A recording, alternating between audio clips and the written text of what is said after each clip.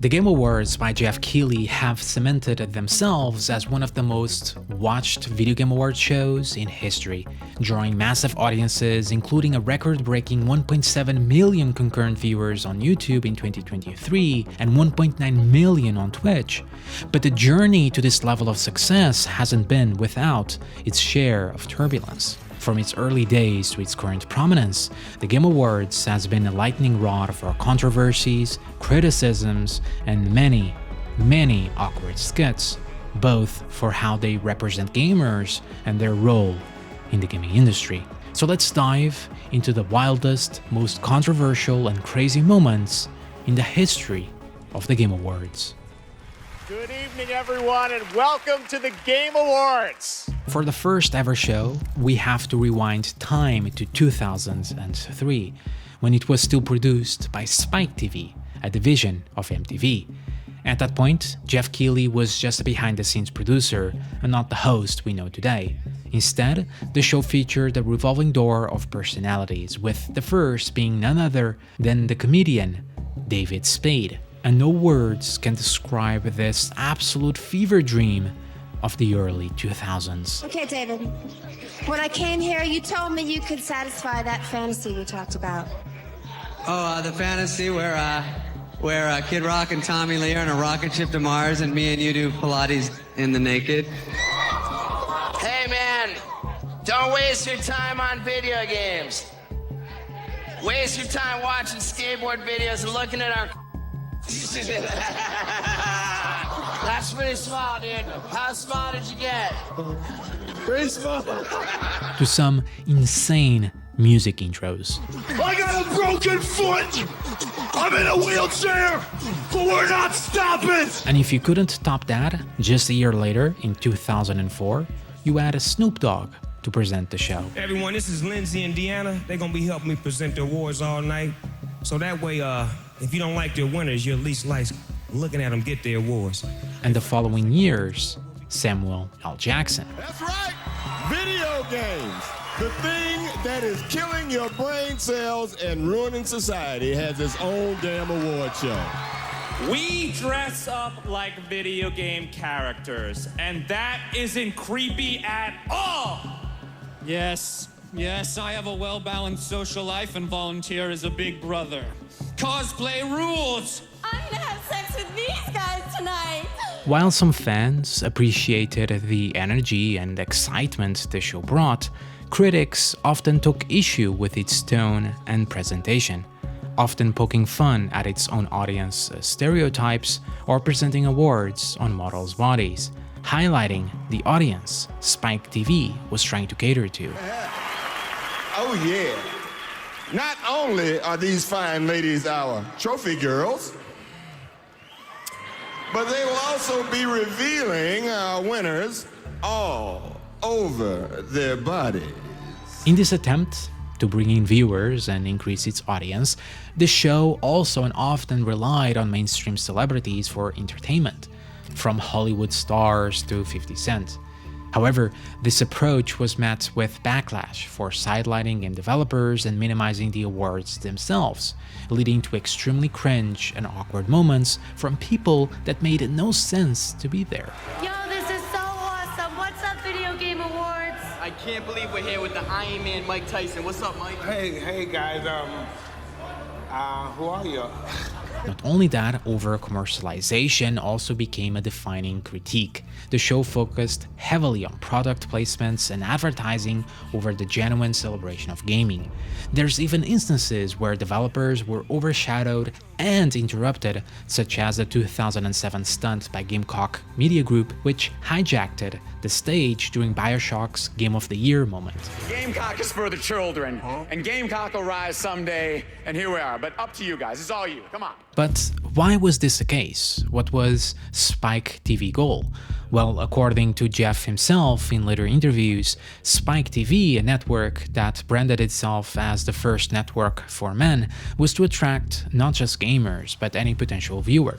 So in order to do that, they brought everyone. trying to appease to as many people as possible to tune in, but in the process leaving actual game fans and developers in the dirt, often belittling them, which seemed counterproductive. But that wouldn't last forever. And the winner is my boner. No, them. And so, by the late 2000s, between winners and awards that didn't make much sense, such as Best Dressed Assassin, which ended up being a ploy of marketing to boast Assassin's Creed, and Best Game Based on a Movie, many fans felt the event resembled a shallow popularity contest more than an awards show, with vague criteria and little transparency. Despite these issues, the show persisted for a decade, but by 2008, they introduced someone new.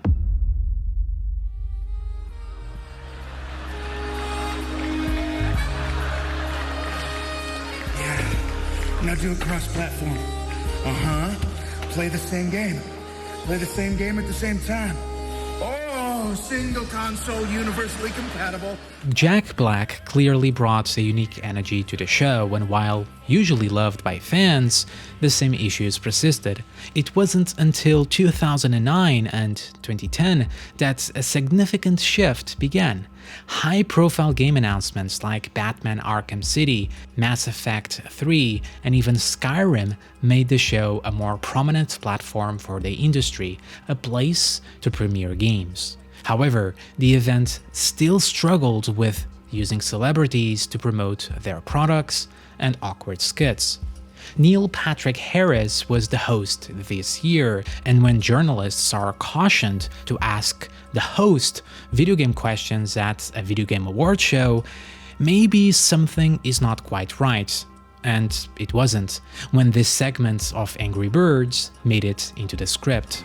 I place this live, livid bird into this giant slingshot, right? And I fire it into that weird wooden structure containing 3 hand-painted green pigs in construction helmets. Got it? Let's go. Or the moment Neil himself wins the award for Best Voiced Actor, highlighting once again both the celebrity and award criteria issues. Can I just say it was an honor, sir, to be your voice in Shattered Dimensions. Thank you, Neil. It was an honor to lose the job to you, because I didn't have enough voiceover experience.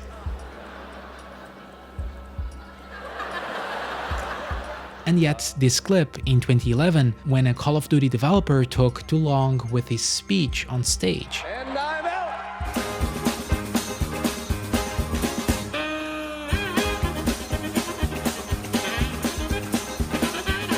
Year after year, it was a disaster, ultimately leading to Jason Schreier, a gaming journalist, to publish a letter to VGA, criticizing many of the problems the show had, stating, "You think we are dumb. You think your audience is so stupid that they will be amused by YouTube rants and health potion gags.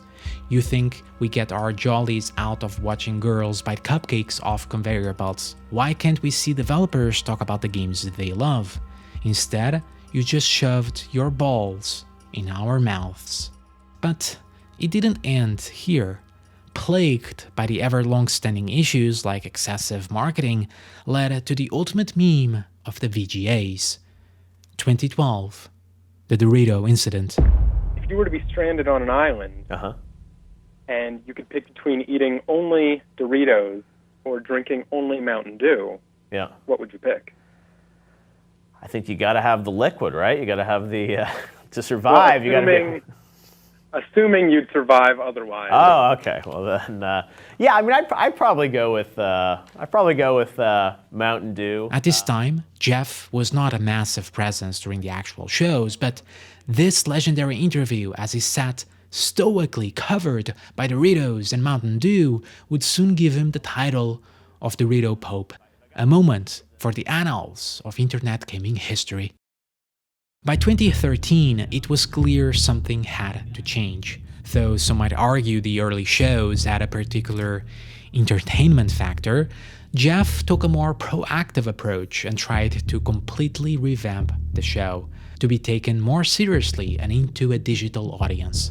renaming it to VGX and to be live-streamed. Jeff was the host, along with Joel McHale, making the show smaller and more personal, not on a stage, but on a set, more focused on next-generation games with world premieres. However, this time, the cringe factor took a whole new level. Name one game that you're going to play, other than all of them, and you like them all. No, they all. Have you ever not liked the game? Have you ever gone on record saying, I don't like this game? Yes, there have been some games that have not been very good. Jeff's uncomfortableness and frustration with Joel McHale marked the 2013 show as a catastrophe. Yeah, we appreciate you coming by. You are one of Toronto's finest. Oh, thank you, Joel. And you definitely have taken way less drugs than your mayor. And while there was an attempt to modernize the event and bring a bigger focus on the developers with interviews, Joel often interrupted with sarcastic comments, leading to further frustration. Are you going to have, like, crazy sex scenes between brother and sister, like in the show? The show has crazy sex scenes in it? And the rest wasn't that much better. It's an amazing game, very amazing. You can buy a baseball bat. And some guns. I think it's really good for the youth. You ever just jump on cars and just... Especially with Trevor. Oh, the cross-dressing just gets to me. You can punch a man. You can shoot the wall. You can buy cheese. My suit has shoulder pads. You can shoot the wall. The changes to the show proved to be disappointing and out of touch to fans, now even lacking its over-the-top elements that could potentially give you a laugh, with fans saying, "Joel McHale, please stay away from all video game related things. Take your crude and funny, childish humor back to LA."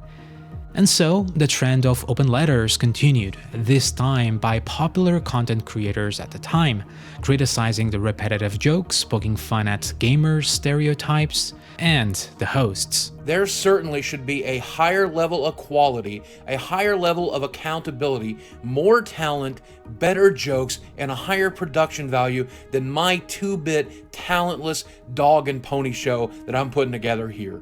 And if your stuff is as embarrassing as mine, then shit needs to get fixed. Despite the record viewership of 1.1 million, in 2014, Jeff declined the offer of Spike TV to run the following show.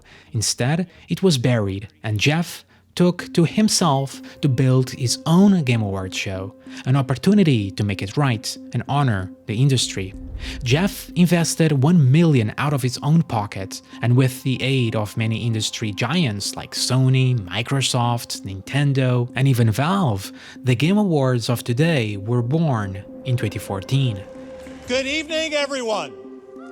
Tonight, we're all about celebrating our industry and our fans at the Game Awards 2014. The 2014 Game Awards marked a pivotal shift from its Spike TV origins, widely seen as a step in the right direction. This revamped format attempted to emphasize the celebration of games and developers rather than celebrities and mainstream pop culture. The structure we recognize today began to take form with world premieres, the awards, interviews, and a spotlight on indie games. While some awards, such as Game of the Year going to Dragon Age Inquisition, sparked debate, the overall reception was positive, with fans saying, "This is exactly what the industry deserves, a yearly recognition and celebration to the people who make video games what they are. Finally, a proper show of respect for the industry we love so much." The positive changes continued, though not without some missteps. Then Shik's Hydrobot. Awkward moments like the infamous Hydrobot sponsorship in 2016 solidified the old issue of commercialization, with overuse of product placements, ads, and trailers. And when it came to the actual game premieres, which on themselves were accused of taking the spotlight off the actual awards, turning the show into more of a E3, were criticized since 2014 for playing mostly CGI trailers. And to open the show very much with a trailer that showed zero gameplay is indicative of one of the biggest problems that the Game Awards has And had they not said that they were aiming to solve that and then gone on to prove that they absolutely were not able to, I wouldn't have had as much of a problem with it. But there you go. It's clear it wasn't perfect, but a far cry from its Spike TV origins. And over the next couple of events, Jeff Keighley worked to improve the show, increasing production values and incorporating fan feedback in 2020, which is commendable. Yet unexpected legendary moments still emerged, such as the unforgettable Elden Ring acceptance speech in 2022. You know, real quick, I want to thank everybody and say that I think I want to nominate this award to my Reformed Orthodox Rabbi Bill Clinton. Thank you, everybody. Regardless of security issues and Jeff's attempt to improve the show, controversies resurfaced more and more, with Jeff's obsession with Hollywood celebrities once again overshadowing developers, sometimes allowing them to speak for far longer than actual award winners that get rushed off the stage by music after 30 seconds in big flashing wrap-it-up letters. It's an obsession that is completely unjustifiable when the gaming industry itself today completely dwarfs the movie and music industry combined. Jeff did respond to this criticism, stating as something to address going forward. Not only that, but renewed scrutiny and controversy over the nomination process emerged as well. For instance, the 2024 nomination of Elden Ring's DLC for Game of the Year, and the omission of No Man's Sky or Path of Exile for Best Ongoing Game, or Metaphor in Games for Impact. Concerns were then further raised by the jury in question, with over 100 global media and influencer outlets composing it, many of which are viewed as biased, untrustworthy, or nonsensical for a gaming award show. And while fans have been able to vote for their favorite winners, their input accounts for only 10% of the total score, with 90% decided by the jury itself. And I think that's my biggest concern when it comes to all of this. It's that growing divide between games media and the games industry and the players. And it just keeps getting bigger and bigger. And you're only making it worse when you're adding in NPR and Variety and Rolling Stone and New York Times and LA Times. What do they have to do with video games? Let's be real. The vast majority of these outside outlets are likely going to vote based on popularity, whether or not they've heard of the game or not, because they likely haven't even played them in the first place. Despite these setbacks, the Game Awards has maintained its position as the premier annual celebration of gaming. It continues to serve as the stage for world premiere game announcements and a place where fans can root for their favorite titles. While the show seems to be stumbling into the pitfalls reminiscent of the Spike Game Awards, it remains a meaningful platform that boosts recognition and marketing for winners and nominees alike, celebrating games and its developers in the biggest and rapidly growing entertainment industry in the world. And with that, thank you for watching.